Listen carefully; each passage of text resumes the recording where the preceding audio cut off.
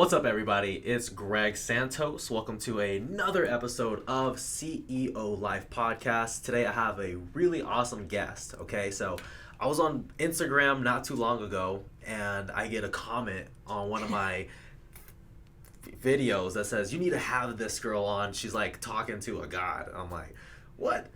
So I go on her profile, and I'm looking on okay, who is this girl? What is she about? And basically what I see is she's very connected to herself, and she's connected to like Earth, and she seems like a very down to earth kind of person, and she seems to be into bettering herself. And I'm like, okay, well, let's set up a call. Let's see if this is going to be a good fit. And as we're talking more and more, and I'm messaging her, I'm like, I can just sense the positive vibes from the text messages. And I knew immediately after just texting, I'm like, okay, she's gonna be a ball to talk to. She's gonna be really easy to talk to, and I think she's gonna be a good fit for the podcast. And she has a lot to say. One thing that I really admire is someone who's really gone through some challenges in their life. Because I feel like it's so relatable, and you don't really get anywhere unless you've gone through some really big challenges. And I've gone through some big challenges, and she's gone through some stuff that's like, oh my God, it's insane. It's almost unbelievable. So I think you're gonna learn a lot from her. She's an amazing human being. I think you guys will like what she has to say. I'm excited. We're gonna get to know her together. Okay? Welcome to the podcast, Tammy. Thank you so much, Greg. I'm super excited to be here with you. I respect your candor. I respect your passion. And so I'm just looking forward to sharing our story today, and hopefully it inspires people to be more. That's what I'm talking about. So, okay, so you gotta tell us. Okay, so like tell us a little bit about yourself. All right. Well, let's see. Where do I start? I recently graduated from UCR with a liberal studies major, and I had originally transitioned from neuroscience. So that was a big part of my journey here in Riverside. I'm actually a San Jose native. And so I moved down here maybe around end of 2011, early 2012, and I spent a couple years at UCR. I took a break and I started my own little business, got financially conscious, and spent a few years in hospice helping patients during the final years or months of their lives. Wow, what's your business? So my business is currently called Tammy's Tutoring Services, but it absolutely goes beyond that. If people bring me a problem and I can solve it, we are a team. So say, for instance, one of the stories is I had a stroke rehab patient, right? And she was about 74 years old around the time that we met. And her husband asked me to work with her in order to get her talking again, moving again. She had suffered a left side brainstem stroke that left her unable to control her bowel movements, unable to walk, unable to talk, and unable to eat. And so her husband, who is an Air Force veteran, comes and asked, okay, I need to work with you, Tammy, because you are able to communicate with my wife non-verbally, and y'all have a working chemistry. And I told him, look, if you want to hire me, you got to know I'm not certified in speech therapy. I don't have a degree in this. I didn't study this. But if you hire me on, I will figure it out, and we'll get her talking. So he signed the contract, he offered to triple my rate, and as we got to working, I would go through YouTube videos. I would think about the way that I talk, that I feel, how the way I moved my tongue, how it rolled off when I said a certain letter, and I applied that to my patient. And during the course of the 2 years that we were talking and working, she was able to say 16 letters of the alphabet, say I love you to her husband, and at some point built up enough dexterity to write Tammy on the iPad. That's so crazy. Yeah. Amazing journey. She passed about a year ago, back in April. Wow. But that that relationship taught me so much. Wow. Yeah. So yeah, I mean, you talked about being in hospice. I mean, what are some big lessons that you learned, like specifically from her? Whew. One of the big lessons that I learned from her, nonverbal communication is so important. I think a lot of the time people, they perhaps dismiss it because it's not tangible, it's invisible. But once you tune into that world, pay attention to the nuances, it makes your life so much richer. And it reminds us that we have the capabilities of communicating without language, without verbal language. Sometimes verbal language is super limiting. It shapes the way our thoughts form, the way we express our values. And sometimes when we take that out of the equation, we can just communicate heart to heart, human to human. And that was what made our relationship work. Wow. Yeah. So how would you communicate non-verbally with each other? Definitely within the eyes. I think people have the capability to have so many micro expressions. I think it's different person to person. So say for instance, if I wink at you, right? My wink could be like, oh, I'm enjoying this atmosphere, is super positive, but another person can mean it in a very flirtatious way. So it's challenging because the nonverbal communication can mean different from person to person, but generally you can pick up, oh, there is a signal being sent there. How should I respond to this? Wow. You know, I forgot, I read this book on body language back in college, and they said that like 93 to like, oh wait, 7% to 10% is words, and then 90% of our communication is actually nonverbal. Yes. Well, it's like 50 something percent is through the body, and then the other 30% is tonality, right? How you say something. But that's so crazy. So I can tell that you're very tuned in when you communicate. Thank you. Your eyes speak measures, and I feel like it gives this feeling of warmth, and you can feel that through your Instagram videos too. It's just like so captivating, and it's so inviting. I appreciate that, and that's something that I've worked on throughout the years because I want to connect with people. I think in our society and during these generations with the upcoming tech, we are more isolated than ever before. So my goal is to use technology to reach toward people and bring that like the feeling of warmth, to remind them like, go out, go talk to people, go to the grocery store. Simple, right? Yeah. But the thing is, like, so many people feel so alone today, right? They're so afraid. I mean, I have friends who are it sucks. And it's tough because with our phones, it's so easy to isolate ourselves, right? And it's hard to build that connection with someone, especially someone it's new, because it requires like us to be vulnerable. And we're afraid that we tie our identity to based on how somebody may respond to us. You know what I'm saying? That's true. Like and I'm guilty of this, right? Well, in the past, and luckily I found mentors that really shaped the way I think. He's like, man, you're really gonna base your identity on some stranger's opinion of you? Like, that doesn't make sense. They have no idea who you are. But anyway, long story short, is like humiliation, right? It's tough, but there's gonna be a lot of people that don't like you, but there's gonna also be a was it subset? I think that's the word I'm looking for, of the population that's really going to connect well with you. Yes. But it's very challenging. It is very challenging, but really worth it. I think that if we're able to work through our feelings of guilt, shame, humiliation, and fear, kind of like take off that armor, it'll allow people to connect directly to you. I think sometimes when it comes with people bringing forth judgment or not liking you, it shows some things that maybe they can also work through as well. And sometimes us being the example and taking off that armor first tells them, hey, I can do it, you can do it. Yeah, for sure. Yeah. Because there's this huge superficial, communication. So that's why I always joke, like, right off the bat, like, this is who I am.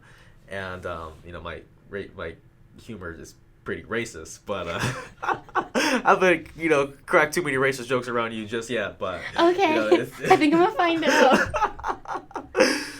But back in one thing you really talked about, which was really crazy to me, was some of the stuff that you've gone through, and I've gone through quite a bit of trauma in my life as well, and in high school sometimes we can look at like the drama kids and we're like, okay, like the drama kids, they're kind of weird, Oh yeah. but no one was looking at the trauma kids, you know what I'm saying? That's But very true. I mean, so yeah, I told you a little bit of my story, which is coming from a house that had domestic violence. It was very tough, but like tell us about like that story you were telling me about, like when you were like in football. That's just crazy. Oh, yes. Okay, so this was during my sophomore year back in high school. And during this time, my mom, she was starting to act kind of funny. And in our Asian community, we don't talk a lot about mental illness, feelings, emotions, and at least specifically in my family. So around the time she started acting kind of funky, I felt the instability at home and I was craving something more warm, more connected, something that would give me courage to navigate all of this ambiguity. So I thought to myself, I'm going to join the football team. One, because I was craving that deep connection, that courage, but also I gave no fucks. Yeah, wait, can I ask you, like, why did you choose football over any other sport? Because it's a male dominated sport. No one would think that a girl would join the football team. Wrestling, yes, cross country, basketball, soccer, softball, but not football. And I thought to myself, why not? I didn't have anything to lose. Why not? I'll figure it out along the way. That's gangster. Thank you. And so when I started trying out for the team, we went through triple practices for JV. No, double practices for JV, triple practices for varsity, and then we had to go through Hell Week. And I remember this one time. When you say triple, you mean 3 practices in one day? Yes. Holy shit. Yes. That's crazy. And I remember during Hell Week, I think it might have been like the second or third day, I went up to the head coach of the varsity team to ask him, hey, when's next practice? He thought that I was coming up to him to say, I'm ready to give up. I'm done. I'm ready to walk away from football. But when I came up to him and I asked him, hey, coach, when's next practice? He kind of just looked at me like, what? Surprise, like, right? Yeah. And I was like, when's next practice? And he told me, okay, it's tomorrow at this time and this time. So I kept showing up. I ran the plays with the guys. I got paired up with someone similar to my size on the team. We would throw them over our shoulder and run across the field and back. I was paired with the quarterbacks. Okay. Yeah. Yeah, like really short quarterback? Yeah. I mean, I was the smallest on the Couldn't see team, don't get me anything. wrong. But Yeah. they tried to pair us up, you know. Okay. As best as I could, yeah. Obviously, you're not going to go with a lineman. Yeah. How tall are you? Like 5'1"? I'm just 5. 5, okay. 5 No flat. extra. Yeah. So I made it through all the practices through Hell Week, made the team, and when I first started, I got placed as wide receiver. But over time, coach switched me over to running back so I can blitz through the slots. Yeah. Small, you're running through, nobody kind of wants to hit you. Okay. And they're right. kind of lost in that moment, so you can get the first, second, and third down. Yeah, and it was just a wonderful experience because the team, they voted me as homecoming captain. I was also the, I forgot what it's called, Rookie of the Year. Word. Gatorade Rookie of the Year, there you go. Okay. Yeah. On varsity? On JV. JV, I didn't okay. make weight for varsity. Okay, word. Yeah. And one day during practice, as we were running a play, I got tackled pretty hard and it ended up in a dog pile, right? Yeah. And you know that can get painful with all the metal cleats. So the guys got off me and I'm laying there and I break down. And one of the coaches comes up to me and he says, hey, Tammy, like, what's wrong? Did you get hit too hard? Like, what is it? And I think the guys were waiting apprehensively, waiting to see, like, is she okay? Like, what's going on? Do we hit too hard? And I told him, no, coach, like, it has nothing to do with the team, nothing to do with the hit. It's because at home, there's all this going on at home, and I don't know what to do. I think I need help. And so he sent me over to my middle school band teacher, someone who I highly respected and highly trusted. And I told him, look, at home, mom is not picking us up. She's not feeding us. She is spending thousands and thousands of dollars on clothes because she's under this delusion that she is this high philanthropic figure and she needs to buy thousands of dollars worth of clothes to donate to all the third world countries. Now the thing is, there's nothing wrong with that kind of compassion, that kind of service work, but she blew the family money. I think it was probably over $50,000. $50,000. Oh my God. I remember my brother and we would accompany her to Walmart, and she would fill up 3 to 5 carts of clothes, big heaps of clothes, and everybody in the aisles would look at us like, whoa, what is it? But nobody said anything. Nobody knew what to do. And my brother and I, like, when she was checking out, when she wasn't looking, we would be grabbing a bunch of clothes and returning it because we didn't know how to make mama stop. Right. Yeah. Damn. And so those kind of things were going home. Like, house became a pigsty. And it led to this one day where my dad came home. He was really away for work most of the time. He came home and he asked her, hey, honey, why aren't the kids being picked up? Why is the house like a pigsty? What's going on here? And in that moment that he asked her, she snapped. She snapped and she grabbed the 2 kitchen cleavers closest to her and she started attacking him, just swiping at him. And thank goodness he had good reaction because he picked up the closest kitchen chair and warded off her attacks. Wait, what's a cleaver? Is that a you know knife? those thick knives that you use to cut like meat and through tendon? Okay. Because when you first said cleavers, I thought like the clamps thing. Oh no, cleavers as in the knives. Oh, okay. Oh, wow. Damn, Yeah. that's intense. Yeah, she picked those up and swiped at him, and I'm like, so the kitchen is right in front of me. I am standing right when you enter the kitchen that leads into the hallway, that leads into the bedroom. So I'm witnessing all of this as it happens, front row view, and my siblings were behind me. So I gathered my siblings and put them into the room, tell them to lock the door, grab the house phone, and I'm frantically calling 911. I'm like, my mom is attacking my dad. Could you come help us, please? Like, I don't know what to do. My siblings are in the room, and my dad is running out the front door to keep away from my mom. And so the cops come and they arrest my dad. You know, in domestic violence cases, they tend to assume that it was the male.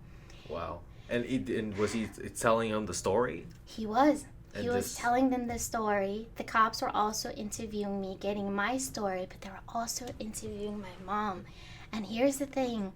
When he was defending himself from her cleaver swipes, he had a frozen water bottle in his hand at the time to kind of relax from work. And so when she attacked him, he threw it at her, and that left a mark on her cheek. Oh, damn. And so when they interviewed her and asked what happened here, she said, my husband hit me. He hit me, and then that's why I attacked him.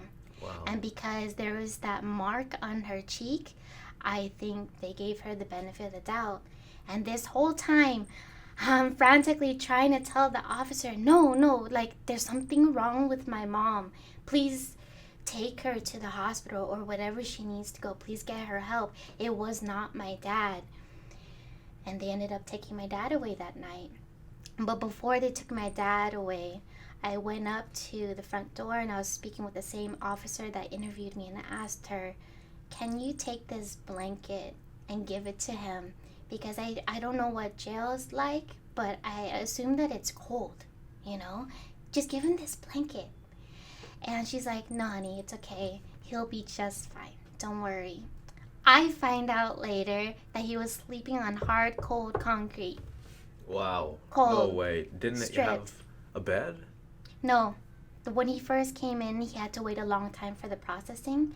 So it was just spending time on the cold concrete, talking to everyone else that he was jailed with.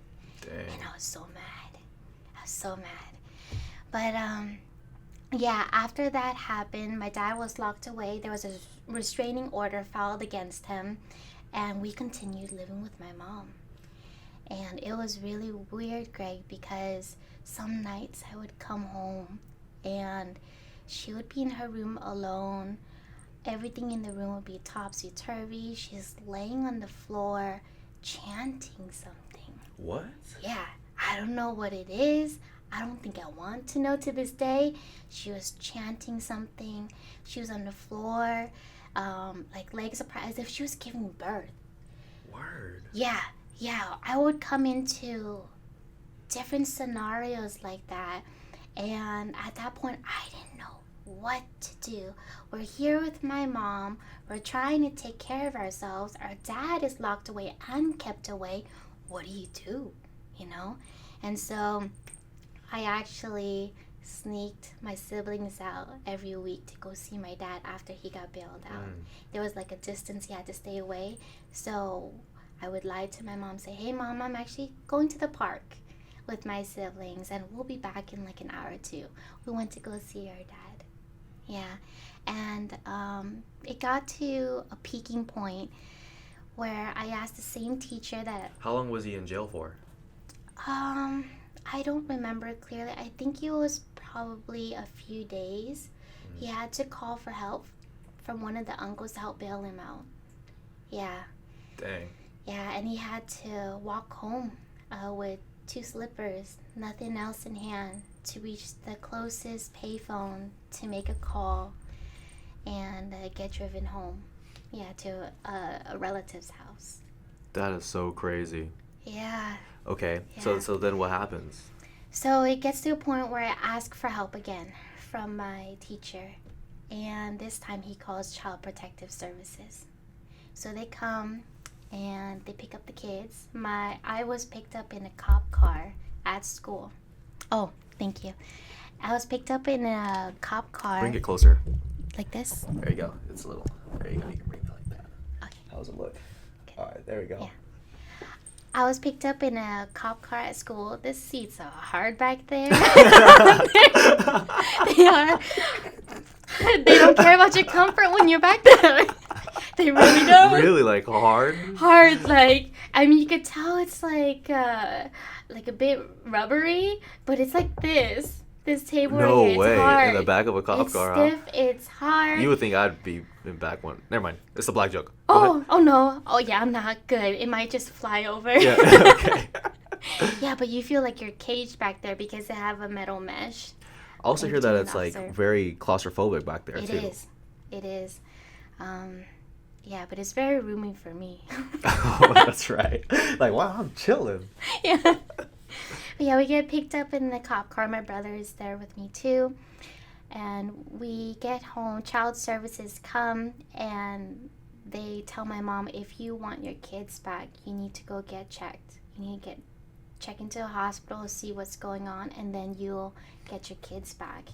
But of course, she's not in the right headspace. She's not going to go and check herself in, you know?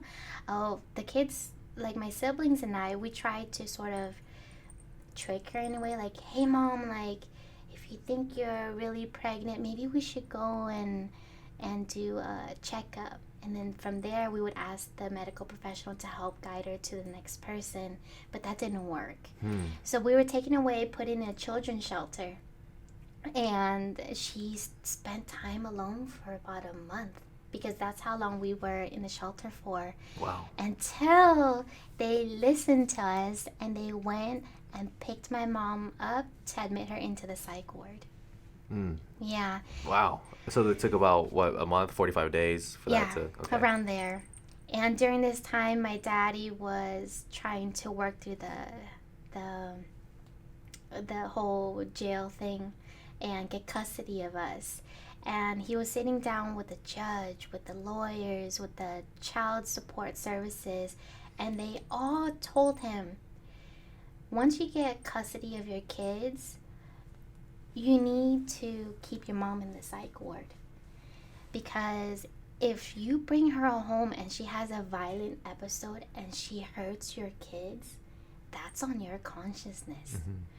And my dad was very set in this decision. He was like, nope, I need them to have a motherly figure. We will work it out, but her presence needs to be there so that we have the whole set of parents. And the whole team continued to advise against this because the lawyer and the judge, they've also had personal experiences with family members being schizophrenic. And it's unpredictable sometimes.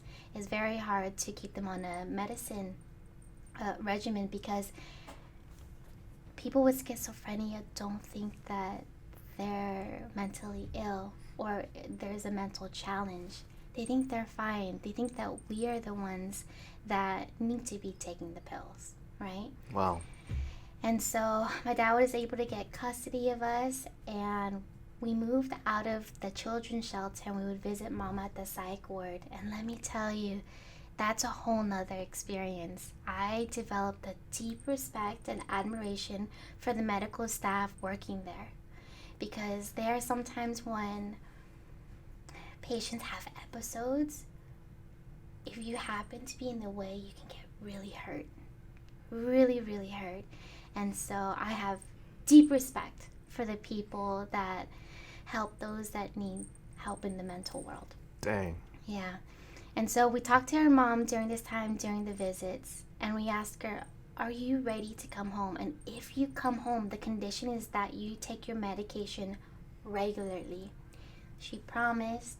We took her home. We tried to recalibrate things and go back to the normal. So wait, as far as the episode when all that happened at the house, and then the jail and the lawyers and then everything, is this over the course of a year? Is it 6 months? How long did this take before she's finally back in the house? Within a course of 3 months. Wow, it happened in 3 months. 3 months. And it doesn't end there. This actually repeats itself quite a few times before we reach a baseline where she took her medication and we didn't have any more episodes. She would, after that time period, she would attack my dad a couple more times. Dang. And we would be the one to call the cops, and she would be readmitted into the psych ward, and then she would promise again that she would take her medication to come back home. Yeah, there was this one moment that really stands out to me because I remember during the time, as a young kid, you're giving your parents medicine. You are, in a sense, parenting them while learning how to parent yourself. And I remember this one time I gave her medicine. I was like, Mom, you need to take this because I don't want to call the cops on you again. I don't want to call the ambulance. I don't want to do that. She slaps the medicine out and she slaps me too. Wow. And she's across the like, face? She's like, maybe you're the crazy one. Maybe you need to take the medicine. And I stand there stunned and I'm like, maybe you're right. Maybe our reality is false. Or maybe both realities are true. You know? And Wow. I sit there completely stunned. I pick up the pills and I try again. You know? And I think that takes a lot of courage, you know, to be turned down by your mom like that. Yeah. To have your reality questioned and to have her potentially not take the medicine and have another repeat of everything over again. Whew. Dang, that is so insane. So you said you were like a sophomore Yes. while this is happening. Okay, so eventually she gets to the point where she's able to function well and within the family, or? Yes. So she'll start taking her medicine regularly. And once that returned to normal, we had the next challenge to overcome. She started bleeding from her cervix. And I took her to a doctor, and this doctor, it was very interesting because he prescribed her painkillers, and he didn't refer her to a specialty to see what was going on, what was wrong. So I took her to a different doctor. We had some testing done, and we found out that she had cervical cancer stage 4. Yeah, stage 4. You found out while she's in stage 4. Mm-hmm. Damn. Stage 4. And I think at this point, I think we were all still readjusting psychologically from the whole schizophrenia chapter previously, that this hit us hard. And I think it's safe to say that my family and I were numb to a great degree. So we were scrambling, okay, what are we going to do next? How do we heal from this? What does it mean? And she started on a regimen of chemo and radiation for about a year. And during that year, we would take her to her chemo appointments. We would sit there, keep her company, and talk to the other patients there because they would do chemo all together. And she was able to make it out as a survivor. Wow. Survivor. Damn. That's how strong her body is. And when she made it out of there, she was super happy. So were we. Yeah, it was yeah. probably the first real wave of feeling after all the numbness. Yeah. You know? And the thing is, with this survivorship, it came with, I guess, consequence as well from the treatment. The radiation and the chemo left her hole in her body. So with this hole, it means that there is a lot of urine and stool leakage, and so that really took away from the quality of her life. So in order to provide a solution for this hole in her body, she had to go through a colostomy procedure where they bring your colon to the outside so that you can drain stool and urine. Wow. She also had a nephrostomy procedure where they connected the tubes to her kidneys so that it would be drained, so there's no leakage and less infection. And so that is currently her condition, and that is why she is currently in a facility that provides 24-hour care. Wow. Dang, that is so crazy. So, of course, as you're going through it, it's terrible. I can't even imagine just the emotion that you feel that you're going through with your siblings and your dad, and just all this is going on while you're still in school. I'm assuming you're not on the football team anymore, right? I finished my season, actually. You did? What? I Okay. did. I finished it. I want to go for varsity, but I didn't make weight. I Oh, became the dang. water girl. Okay. Yeah. Dang, that's crazy. Yeah. By the way, how much do you think LeBron James's water boy make? Or does he have a water boy? I don't know. I would assume so. At least, I want to say at least $75K. Dang, I wish I could Right? do that. Confidentiality, right? Loyalty. Yeah. The whole thing. Yeah, 100%. Yeah. So anyway, as far as, so you finish the season and all this is going on, and when everything settles as far as she's cured, right? Mm-hmm. Like, what's the timeline on that? Like, how long did that take? From her chemo and radiation, Uh-huh. or from the Like, once you found out procedures? once everything was finished, like, that was over the course of, Ooh. it was like a year, 2 years? I want to say that it's close to 2 to 3 years, but when my siblings hear this, they can probably correct me later. Yeah, it was around that time frame. Yeah, the reason why it took that long is because she was very scared to get the colostomy procedure. And it was that summer that I stayed behind at home in San Jose to be there for her, walk her through the procedure, and tell her, you can do this. If you cannot hold that belief that you can do this, I will hold it for you, and I will be there with you. And so that greatly improved the quality of her life. Wow. Mm-hmm. So after that, you went to college, for like in Riverside, after all that went down, or? Actually, so during the time that my siblings and I were her primary caregivers, I spent my time in San Jose going to community college there. So I went to 2 community colleges, Evergreen Valley College and De Anza College. And then After those 2.5 years, I transferred to UCR.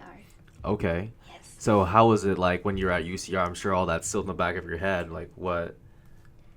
Oh, I had so much guilt moving away.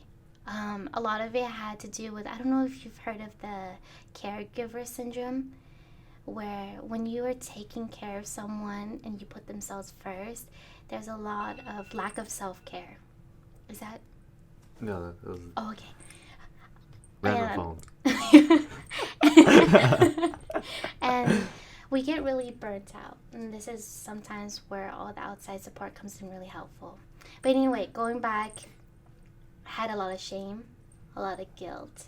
I thought to myself, what did I do to deserve to be out here? What am I doing out here away from family? I felt like I was neglecting them, you know? I felt that because I wasn't in close proximity to change her wounds and be there with my siblings, I was, in a way, failing. Yeah, I bet. Yeah. Yeah, and it really took a long time to work through those feelings because at the same time that I was going through this transition, I was also in a domestic violent relationship. Damn. Yeah, and that was very difficult to process because when you're in a domestic violent relationship, that amplifies all the shame and the guilt that you have. And so I had to process possibly double the amount than maybe I would have if I had just not had that relationship. Damn. So Yeah. when would shit hit the fan? Was it just like this is the wrong sandwich? Like what? Like Oh, I remember it was several months into that relationship, and this during the time my mom was healing from her treatments, her cancer treatments. And I wanted to leave the relationship. I just felt I wasn't ready to meet family and go deeper. And when I tried to leave, he pulled out a razor and he said, if you leave, you're gonna leave like this. damn. It's like a ride or die kind of thing. And I was really scared. My parents never taught me about dating, how to handle relationships, emotional intelligence, establishing healthy, good boundaries. And to me, I was super fearful and experience everything going on with mom. I didn't know what to do, and I thought to myself, I definitely don't want to die. For sure. I need to stay alive somehow, some way. And so I stayed in that relationship for about 2.5 years, and a lot of stuff went down. I remember I was slapped around for hugging a guy friend. I had to dress in loose clothing to hide my curves. I was verbally, emotionally, financially abused day to day. It was a lot. It was a lot, but it also taught me that I had grit. I had grit to know that there was hope, that even though I was going through this absolutely shitty time, there was something more beyond the horizon. And I needed to figure it out. I needed to get smarter. I needed to get more patient. I needed to get stronger. And so during that time, I strategized my way out. So I strategized my way out possibly a year into the relationship.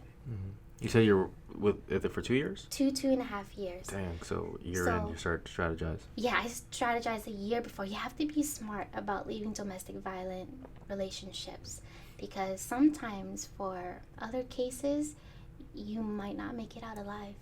Wow. Yeah, so I didn't know what was in store for me, but I wanted to be smart. So I planned this a year and a half in advance. I moved during my transition to UCR. I also moved him with me away from family so that he could not get to the family business, so that he could not threaten me with anything while I was home. My family was protected. I'll take care of it out here. Dang, that is so smart. Okay. Thank you. And mind you, while I'm talking about this, right? Strategizing, being strong, seeing hope, going through this sort of abuse, I wasn't my best self either. Right. I felt like I was less than human. I felt gross as a human being. I felt like a monster because when you're under that kind of pressure, you also react.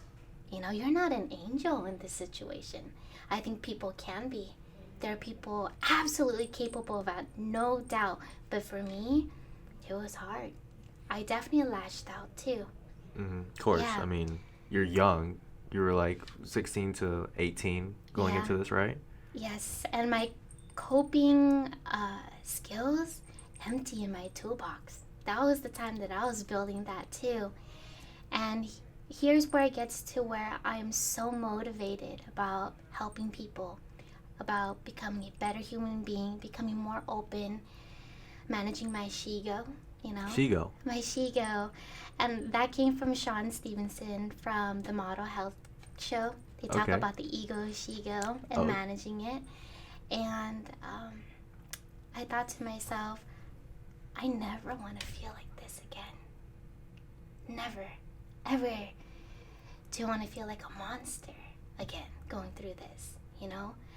I also don't want to see other people go through this, and I don't want them to lose their life in this kind of situation either. And I remember during the time, if I had had more help, people who would have dove a little deeper to find out what's going on, I think I would have left a lot sooner. You know, sometimes when we go through things, we can exhibit behaviors that are rough around the edges, that turn people off. But I do encourage people, sometimes when you see that, ask questions. Ask for the layer under and then the layer under that and see what's really going on here. Because generally people just need help and they don't know how to ask for it because they're so lost in it. Yeah. Oh, yeah. Most definitely. I mean, do you mind talking about like the strategy of getting out? Like, what did you do? Whew. My strategy, definitely the move away from my family. Okay. Right? I had also considered getting a, well, what was that thing called to keep people away from you again? Restraining order? Yes, thank you. I was thinking of a restraining order too, but I think at that time my option, if I had done that, I would have to disclose my location. So I decided against that. And also because I had a lot of shame.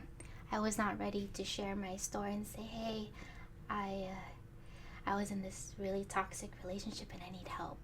I was not ready for it. And I didn't have proof.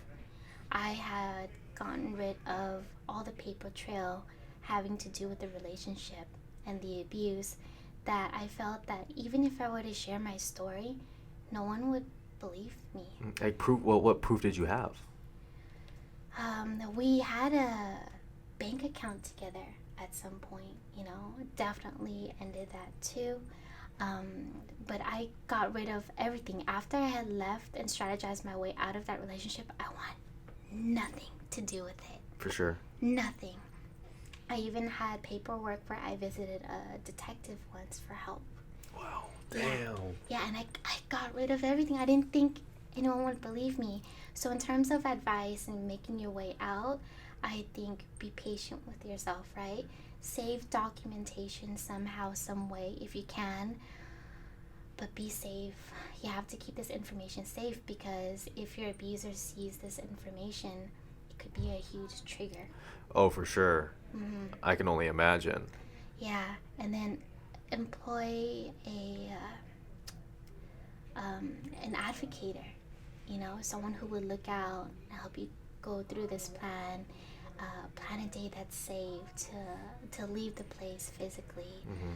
So, yeah, keep documentation, be patient, don't lose hope, and know that always there's someone out there that is more than willing to hear your story and then help you to the next step to heal, to get your story out there, or to, I don't know, get you qualified for that scholarship. Yeah. Yeah. So, yeah, you went through so much. Now, what did you do to like cope afterwards as you're going through this? Because that's in some point of this, we're starting to grow, right? Because Yes. we're here. As far as now, you're really into like bettering yourself. You know, you watch what you eat as well, and you're all about making sure you take care of your mind. So I'm assuming that out of all of that, you started looking for help and trying to figure out how to cope. Like, so what happened after that? Okay. one of the things I did was go to therapy. Yeah. After my mom was diagnosed with schizophrenia, I was hypersensitive to mental health. And I would go to therapy and I would ask, are my siblings okay? Am I okay? What can we do to make sure that we manage our stress in a very healthy way where we could maintain our mental health? So that was the one of the main things that I did, and I still do actually. Even at this point, I'm sitting with the therapist and we're just having an easy conversation. I still do that to check in. For sure. You gotta check in. And the other thing was I went into hospice. I think that I was so lost in my pain. Bring it in. Oh yes. I was so lost in my pain that I just wanted to help other people. Because I didn't know how else to expand my awareness, how to voice my feelings, how to work away these feelings of shame, guilt, humiliation. So I was just going to help other people. And hopefully through them, it will give me clarity in what I need to do next. That's powerful. Thank you. And the third thing is meditation. There we go. That's what I'm talking yes. about. Yeah. Yeah, the power of meditation is amazing. And very difficult, by the way, depending on the type that you do. So what I would do is I would sit in a room. Sometimes I would lay too. I like to keep it out of the box.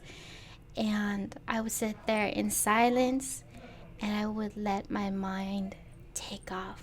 I wouldn't try to control my thoughts or lead it. I would just let it run through. And as all my thoughts run through, I would hit trauma points in my life, pain points. And I thought to myself, okay, this pain point is logged here. It's rooted here. I probably should go visit it so that I could... That's so strong. Thank you. I would be crying during meditation too. And so I thought to myself, okay, pain point number 1. What do I do with you? I gotta do something because you're gonna come back, you're gonna haunt me later, and I want to be able to ask you questions, investigate, heal, maybe rewire this point so that I don't have to come back to you later on, and so that this pain point doesn't affect my future relationships, my dynamic with my family and my future friends. Smart, yeah. And so that's what I do. I'd sit in the pain point, I'd cry it out, I would acknowledge my responsibility. Well, did your therapist ever tell you to visit your pain points, or you just kind of did it your own? I did on my own. And this was thanks to my mom, by the way. She would take us to the Buddhist temple a lot when we were younger, and we were exposed to meditation at a very early age. And so I was equipped with it. I was so lucky to be equipped with it. So decade later, I was able to bring it back and be like, hey, Tammy, you got to do something about this. It's not going to be perfect. You don't know how. You don't have to go back into this meditative state to heal every day, but you better start doing something right now. Yeah, for sure. Yeah. Okay. So yeah, I would visit the pain points. I would question it. I would ask, okay, what could I have done better in this situation? What could have this person possibly done to better the situation as well? Are you okay with accepting full responsibility for this situation? And that's hard because when you are being hit or being abused, and you got to ask yourself, how can I also claim responsibility for my life because this person hurt me? Yeah. And over time, I would actually need to revisit that pain point over and over again to the point where it would become less emotionally charged. And when it got to that point, I would know that I'm healed. I can tell my story, and I can tell it passionately, and I can tell it openly, and I can tell it where I've made mistakes too. That's when I know I've been healed, and then I'll move on to the next pain point. Dang. So how long are your meditations typically? It could range anywhere from 5 minutes on average to about 25. Yeah. And yours is more like freeform? Do you ever do any kind of guided meditation? I've tried with music in the background, but I find that in complete silence is more effective for me. I think it's different for different people. Yeah. But that's what I do. I want to hear all my thoughts. Yeah. Have you ever been to a sensory deprivation tank before? No. Do you know what that is? No. Can you explain what it Yeah. is? So basically, like you're in a room that's like the size of a closet, right? Yes. And there's like salt water, and it's a lot of salt water because you float, and the water is the same temperature as your skin, and it's pitch black in there. There's no music, there's nothing, and you're just floating, and it's designed for you to not have any of your senses. You don't feel, you don't hear, taste, nothing. Oh my and God. you just sit there and think. That is it. And it's very, very powerful. As a matter of fact, I went to, like, one of my friends, she actually works at the yoga place I like to go to. Oh yes, And it was- hot yoga. Yeah. By the way, woo, going after this. But yeah, so it was her birthday. And I'm like, you know what, Olivia, I think it'd be a good idea to take you to a sensory deprivation tank. So I took her, and sometimes I have intentions, because sometimes I usually go there if I have a question that I need answered, and I need to spend a lot of time thinking about it. So I didn't have any intention. I just wanted to take my homegirl out for her birthday. And in the sensory deprivation tank, I am lying there in the dark, and I start to think, like, dude, you're 23 years old right now. Like, think about it. You have time right now to really go for and try to build your business. Because for the longest time, I had fears around this, and I was afraid to go for it. But I'm like, think about when you're 40, even 40 or 50 years old, and all your 20s, all your 30s, you decided not to go for it because you were afraid. And I know that I have, like, a lot of talent, a lot of potential, and Yes, you I do. would not be able to live with myself if I don't even go for it. And then I remember walking out that tank like, all right, that's it. I'm building my business. There's no question about it. Like, I love and then- it. And ever since then, yeah, I've been working on it. And then here we are, back to podcasting, back to making videos. And, that's why I work in this office again, so I can be close to my brother-in-law, so he can walk me through, like, step by step as far as what to do to build my business. So that's one thing, right? I don't know if I would have had that powerful realization had I not been in the sensory deprivation tank. I don't know. But I've had several different experiences. Like, I blocked out my high school, like a lot of my memories from high school. Oh. And going to the sensory deprivation tank, years later, maybe 3 or 4 years later after high school, I start to revisit the stuff that went down. And I'm sure people watching this in high school where they're like, dude, you were so funny. You were just like this guy who just made people laugh all the time. And no one really knew what I was going through on the inside, right? Like, I felt like I really had, like, that sad clown syndrome. Oh, Greg. Yeah, it was terrible. And yeah, and I just had such a low self-esteem, and it's just hard to visit that, like, it's hard to want to bring that up into your brain, right? Your brain's like, no, I don't want to do that. But being in the sensory deprivation tank, it brought it up, much like how you did when you're lying down or you're doing your meditation, but I became accepting of it. And you know what? Much similar to you, I would go, because I've gone to the sensory deprivation tank maybe 15 to 20 times. Oh, wow. Yeah, it's amazing. And through that, like, I was able to reflect a lot on my life, and I've come to just peace with a lot of things because of the sensory deprivation tank. And it's like, you have two choices. You can do the tank for 90 minutes, or you can do it for 60 minutes.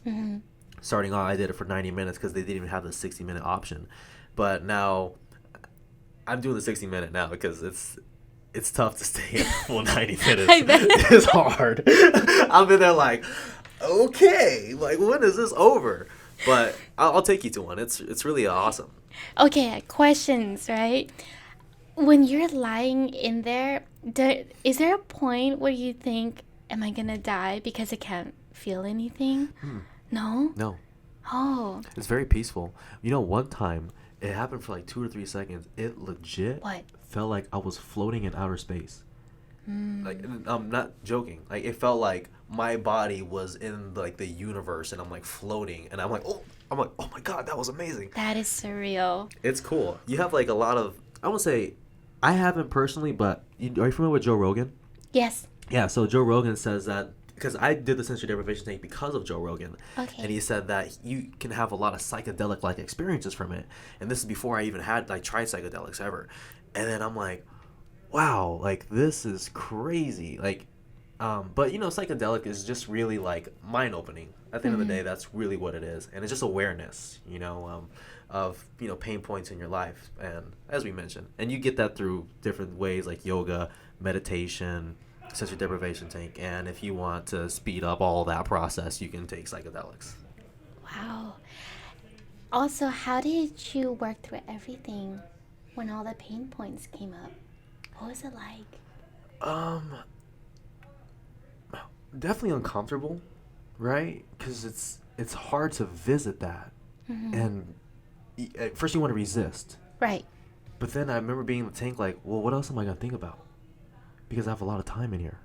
I have no choice. I'm like, let's explore this. And I think it was just getting through that first barrier in my mind. And then after getting through that barrier of like, no, the door's locked. And then once I got through that door, I just, boom, just explored. And I remember just all my memories of high school. And I just was like, wow, that all that stuff happened because I'm a completely different person today than who I was back then. And I felt like because I'm different, I don't want to think about who I used to be. But yeah. Thank you for sharing that. Yeah. Wow. Can you feel like you can relate or Definitely. yeah. Yeah. That's incredible. You gotta go. We'll go. Okay. There's I will try it. yeah. I'll probably be scared and think that I'm probably gonna die at some point. Bet you. But I will try. All right, we'll do it. Yeah. Okay, so we have here a stack of books. All right, let me look here. So can we get? Can you see it? Oh, you can't see it. Okay, we have this book right here. Hold on, where is it? Boom! You can't see it. Doesn't matter. All right, so let's go based on these are your favorite books here. I mean, like what do these books mean to you? Like what is your favorite book here? So these books to me spell out curiosity and growth, right? And my favorite book here, that's really hard. Ooh, let's see. I would say Authentic Gravitas is probably the favorite one. Okay. And what it is that it talks about the X factor that we all hear so much about. People who have this X factor that makes them great. But in this book, it tells you that the X factor isn't something that is fixed. That's something that you're born with. It is something that you can cultivate. So you have the G factor, G for Greg. I have the T factor, right?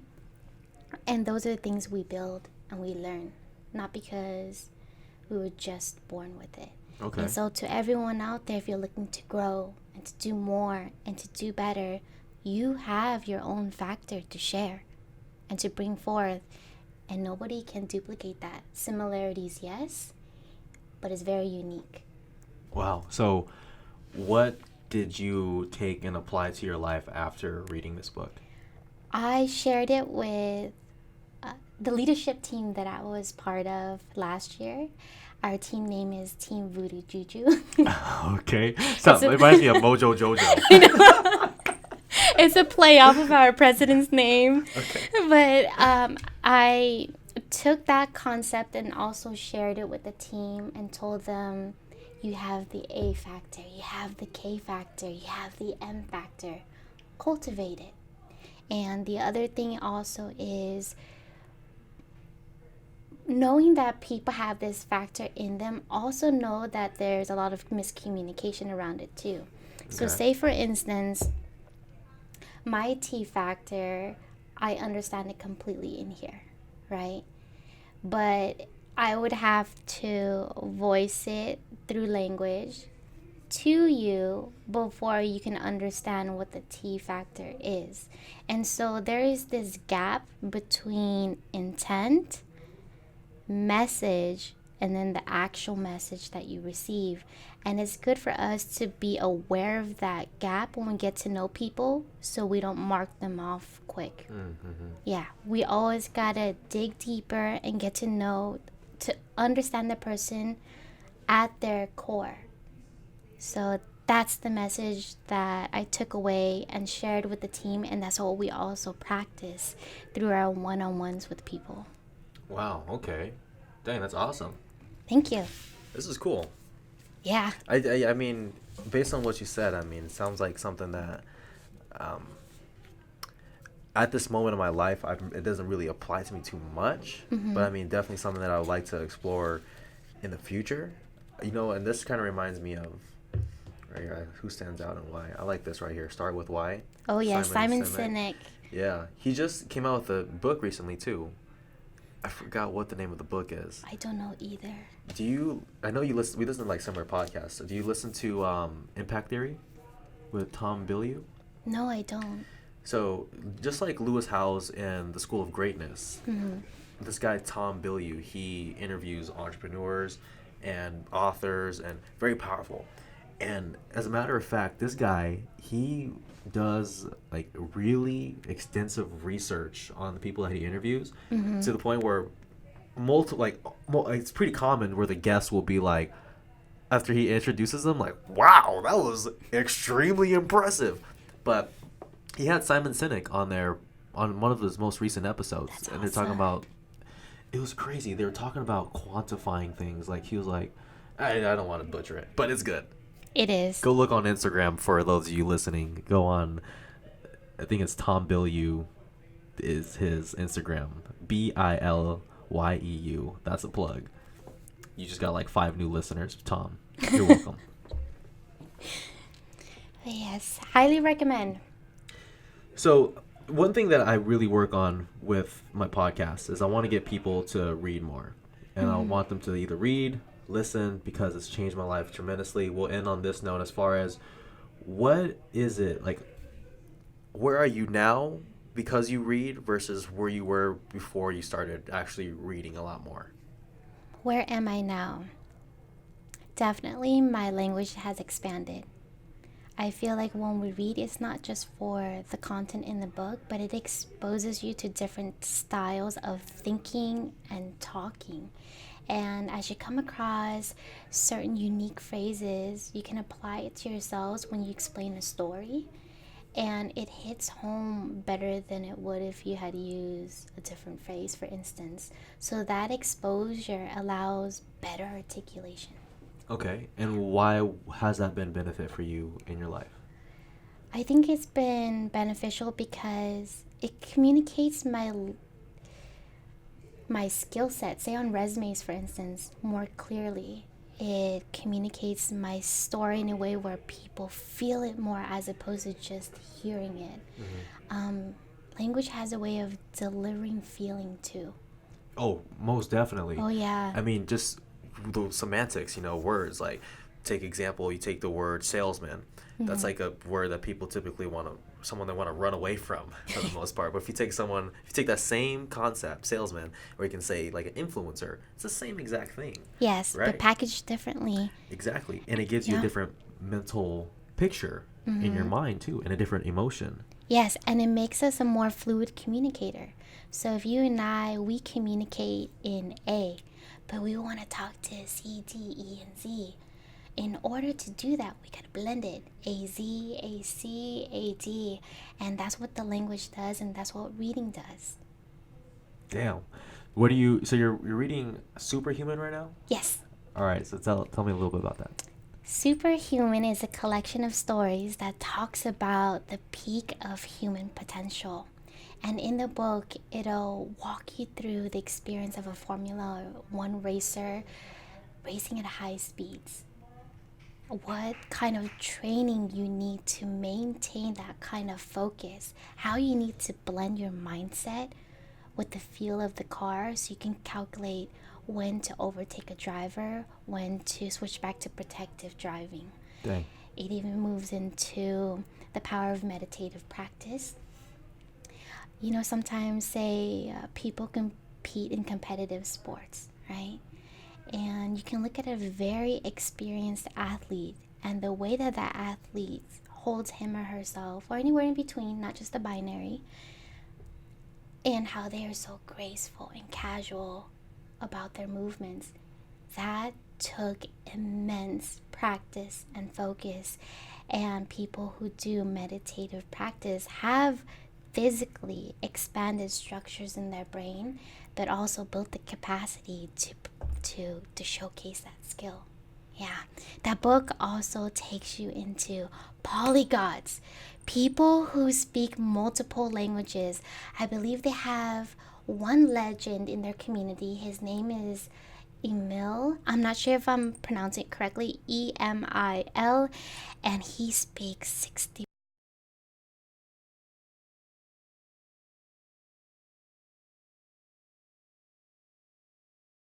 All right, guys. So what happened was the audio had just crashed on my computer. I don't know why, but it did.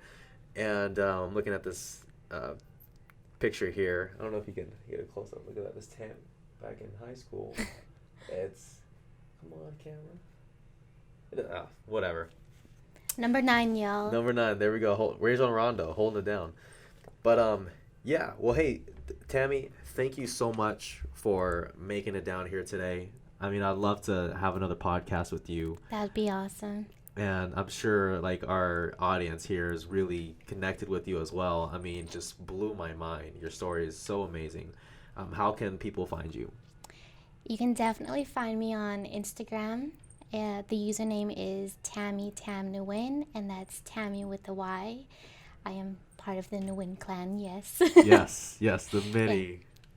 That would be the best way. My email is also on there, so if you have any questions, send me a message, and I would love to engage. Awesome. Again, thank you. We'll do the sensory deprivation tank. We'll get you on another podcast sometime, and appreciate you. Sounds good. Thank you.